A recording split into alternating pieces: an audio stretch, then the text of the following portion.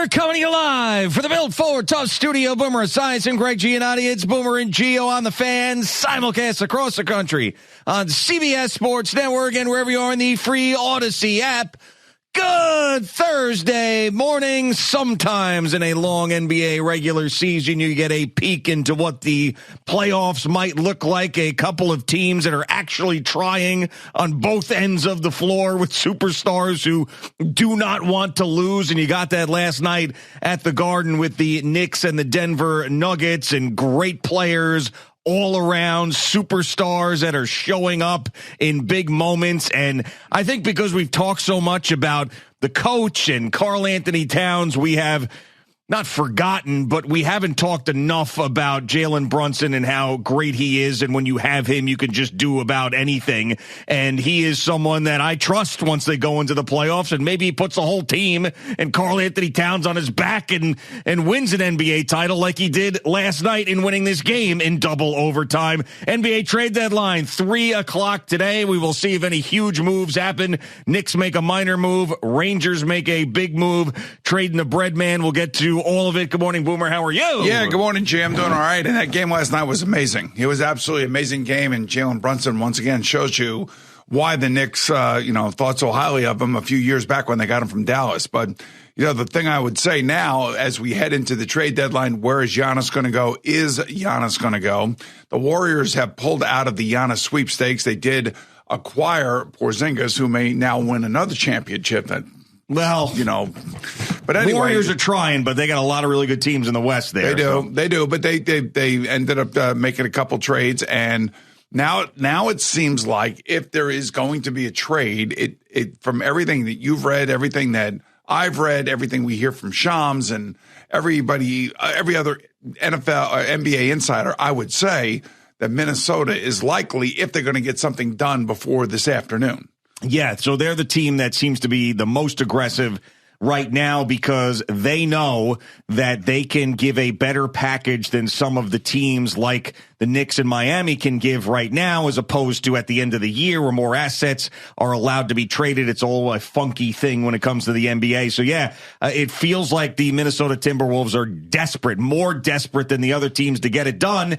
And then if it doesn't happen right now, it's not our problem. It's the Bucks and Giannis's problem. And then we'll see how it goes. And I would love that, because then we'll see what this team is under Mike Brown for a postseason. And then you'll have Giannis still on the Bucks, knowing that he's going to get traded in the summer. And if it doesn't work out, then you're like, okay, we could switch it up. Giannis wants to come here and then give it a shot with a different roster that way. So, and the other point, too, from a Knicks perspective is like, this seems like this is the team.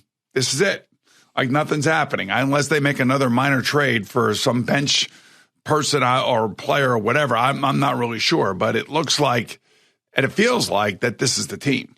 And by virtue of the fact that they've won 8 games in a row now, they played well. They got Detroit now on Friday night. Detroit's playing tonight, so Detroit will be coming off of a back-to-back. The Knicks obviously in double overtime last night off of a back-to-back.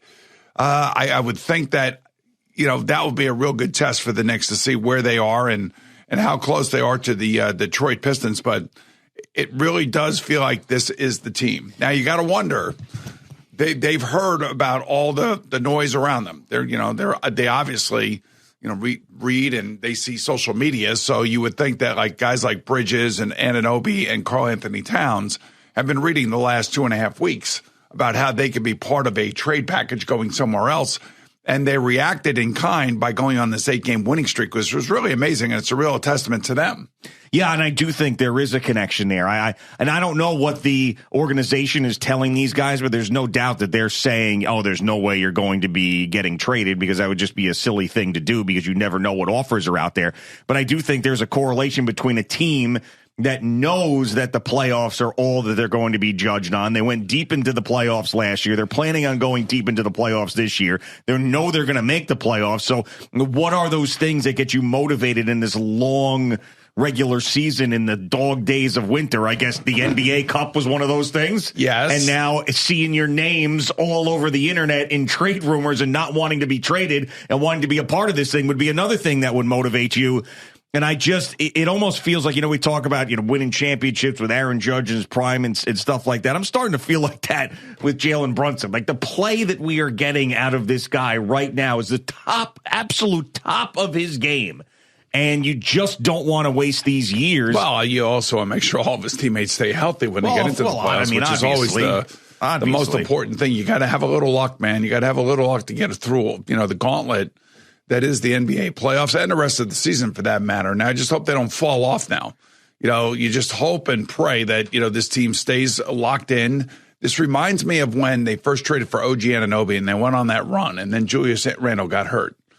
To me, it's like, all right, this is the best that we've seen this group play. And last night, Josh Hart wasn't even on the court. Yeah, which I thought was going to be a big problem for them. But yeah, I mean, what I don't want to see is this trade deadline come and go, and then this team exhale, and then all of a sudden start mailing it in again. But how about Karl-Anthony Towns? I said we all knew how tough he was. We've all been talking about took a shot to the eyebrow. We've all been talking about the toughness of Karl-Anthony Towns. This guy fights through everything, And there was blood all over the guy. And he's out. He gets the stitches. He comes back. He does foul out of the game, but at least he didn't go into the locker room and never come back. Well, the thing that you're saying, fouling out of the game, that's the thing. You don't want to see when we get to the playoffs. We don't want to see stuff like that. But I think he got a little annoyed last night, and good for that. Good for him. He had a little kickback to him last night, which is nice. But again, you're also playing against one of the better teams.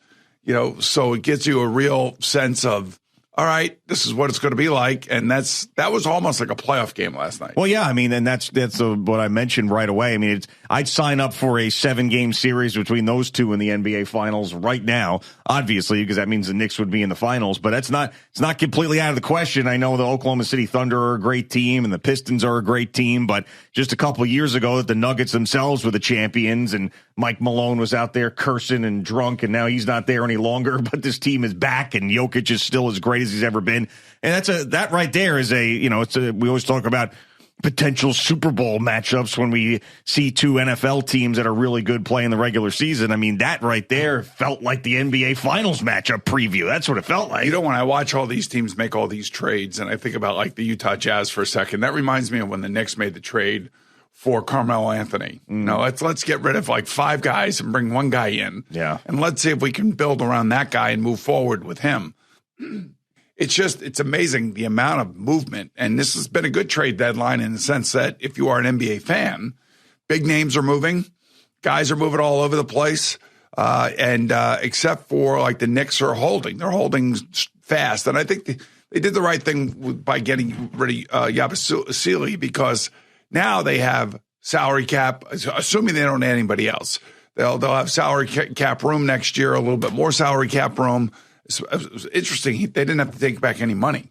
Yeah, which is good for flexibility. And they got a guy that's on the last year of his deal. Yeah, perfect expiring contract situation to give you that room as you head into the offseason. But, the Cavaliers to me have gotten worse at the trade deadline. There's no doubt about it. I'm not worried about a team with James Harden in it in the playoffs.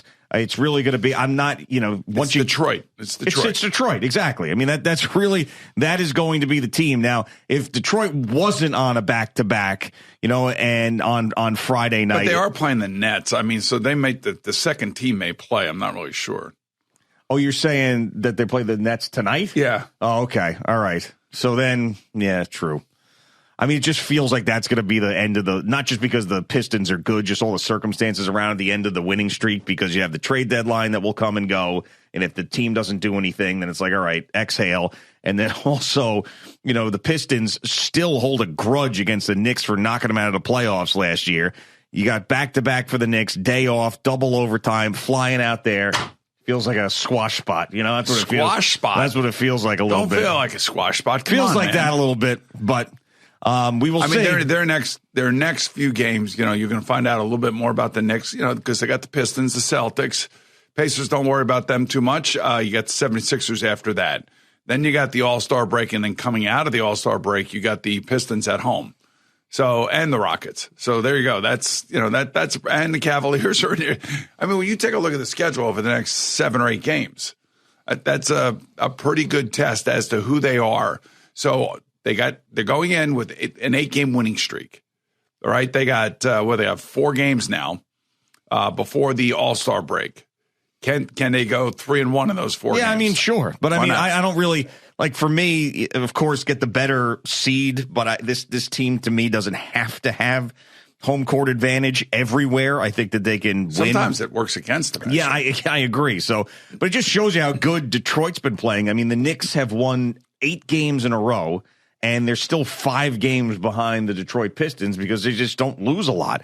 And they're on a 3-game winning streak of themselves. So I'm not really concerned about, it's not like getting into the playoffs. Are you desperate to have the 1 seed or any of that? Just, you're going to have to play the best teams eventually in the playoffs, and the Knicks know that. So just stay healthy, keep winning, and just don't because the trade deadline goes away, just lose all your mojo, which if we're saying that they've been inspired with their names being in trade talks, then that implies that maybe they take their foot off the gas pedal a little bit when they know they're not going anywhere. It'd be interesting to see if they try to make one more move here before the trade deadline hits at 3:00 today. Yeah, and it will be minor, as you mentioned, if anything, unless there's a shocker out there, and there was yesterday. I mean, Anthony Davis going to the Wizards. I mean, what are they doing? Like the Wizards are trying to build with all these disgruntled or these players that have fallen out of favor with their teams. Well, yeah, I mean, and it's not like, I mean, they're for next year. They're not for this year. Yeah, but it's just a weird situation, as you know, Anthony Davis, who, I mean, he's a guy that people like. He's never healthy. You know, he's just and when he is, he's a dominant player, but still. So, I mean, they're going with someone who's never healthy in Anthony Davis, and then Trae Young, who is a, ball hog guy who forced himself out of Atlanta. Just a weird group there with it feels like Wizards. They're trying to build a team with past impact players that may be past impacting. Yeah. And I don't, they're trying to build, it seems like, through these trades and taking some disgruntled players or players whose franchises have been disgruntled with them. Yep, absolutely. So there's nobody in the East, though, that I'm worried about as much as the Pistons. John Morant has not been moved, has he? No, he's not. You think he gets moved here today? I haven't seen a ton the last couple of days. I know that was a discussion point more like 2 weeks ago, but the trade deadline is always unpredictable. But I'll say no, because it feels like if something was going to happen, it would have happened already. But I'm not really sure. I mean, this is a lot of these I never predicted. This has been wild if you think about it. I would have never told you that I was going to see James Harden go to the Cleveland Cavaliers for Darius Garland. I certainly didn't think that the Mavericks were going to trade Anthony Davis to the Wizards. So what about Chris Paul going to the Raptors? Chris Paul, going to the Raptors, yeah. I don't. I mean, you remember the Clippers sat him down, said, "Don't come back." Right, exactly. And they traded him to the Raptors. Yeah, I mean, I don't know.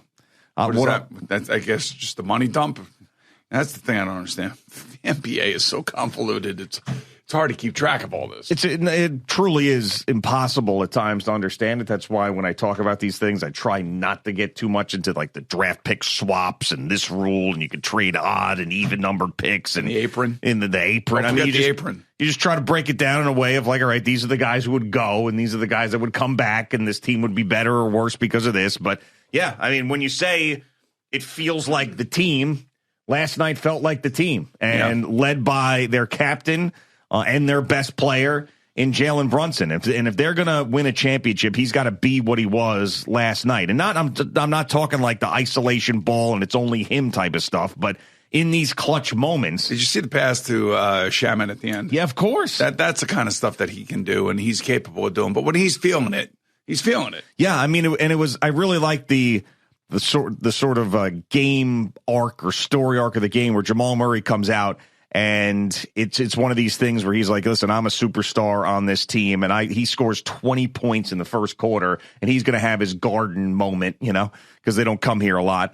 And then Jalen Brunson's basically saying, like, all right, that was cute, but I'm going to win this game, and you're going to go home, and you're not going to be happy, and I'm the man. And Murray had a shot there at the end of was it first overtime or regular? First overtime, right? Yeah. So I mean, this was a good, and we haven't mentioned them yet, but Mitchell Robinson last night, spectacular.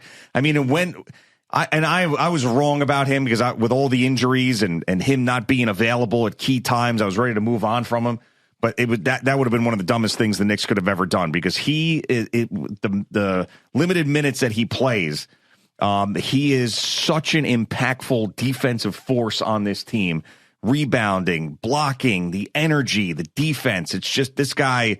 They desperately need him to be at the top of his game come postseason as well. Or, I mean, I could make a case that, he is the second most important player directly related to their wins and losses on the team other than Jalen Brunson. I could make that case, meaning that I would want to, if you had said the guys you absolutely can't lose to injury going into the playoffs, I would put him right up there at like number 2 or 3. I really would. That's how important he is to what this group does, because they don't have so many. I mean, OG Anunoby's he's a shutdown defender, but I mean, outside of that, Josh Hart plays defense. He plays defense, but gets defensive rebounds. There's nobody that does what Mitch does. Well, I mean, because of his size and his length. Yeah, exactly. Yeah, he's a rim protector. You know that. Rim protection. You know that. You know how important that is.